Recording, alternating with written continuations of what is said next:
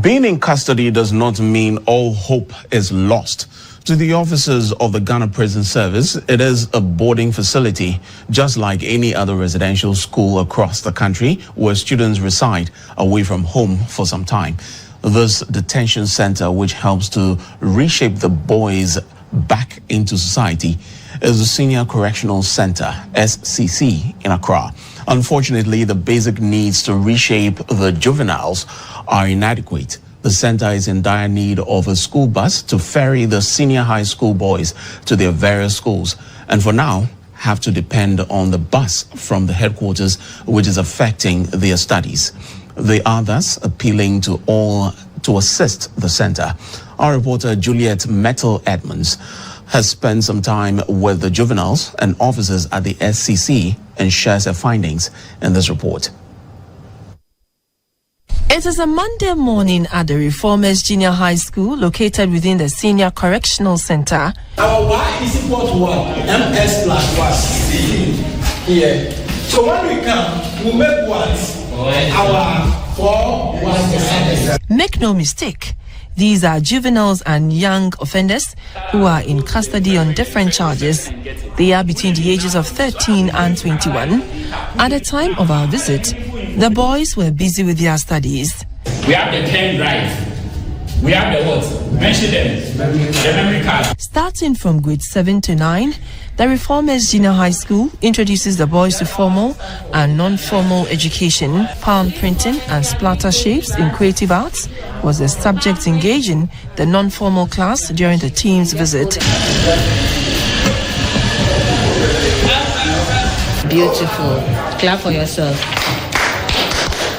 Soon, it was time to take a break, and the boys had to stretch for about 15 minutes and return to their various classes. During the 2023 BECE, our news team met 26 of the boys. 16 have been discharged after serving their sentences. The rest are still in custody. This was a conversation with our team after their last paper. First part was interesting in school. I want to become a doctor and great scientist. I want to become a mechanical engineer. Today, they have all gained admission to a number of senior high schools. This is one of the inmates whom the crew interviewed during the BECE. He is currently in one of the day senior high schools in Accra. I'm offering welding and fabrication. We are doing a lot of practicals. Meet Superintendent Patrick Safo, formerly a teacher at the school, and now the head of education at the center. They started writing the BEC in 2009. Initially, when they passed the exams, because those days it wasn't free chairs, normally get about 2 or 3 people being sponsored by individuals.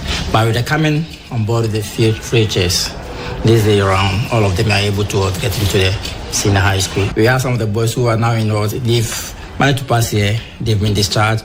They are in SS. Some of them are in hostel. We need solid funds to pay for their hostel fee. Movement of the boys from their home to their various senior high schools is challenging.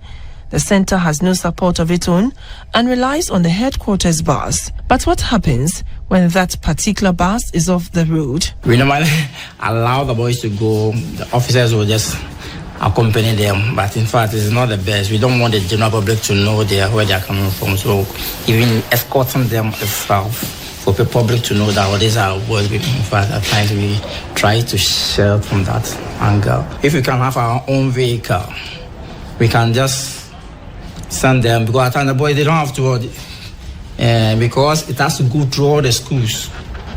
Some of them won't even end some of the lessons at the various schools. They have to ask permission and leave to come and join the bus. Inadequate teaching and learning are impeding their studies. GBC News tried to find out whether parents are allowed to support their wards' education while at the SCC, since they will one day be discharged. I have never encountered a parent who has willingly said, I'm going to provide books for my ward.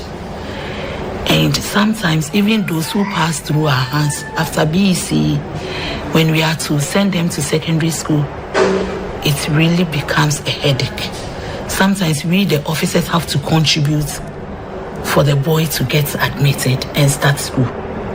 Because even though they are going to be day students, they give them prospectus. They give them a few things to buy.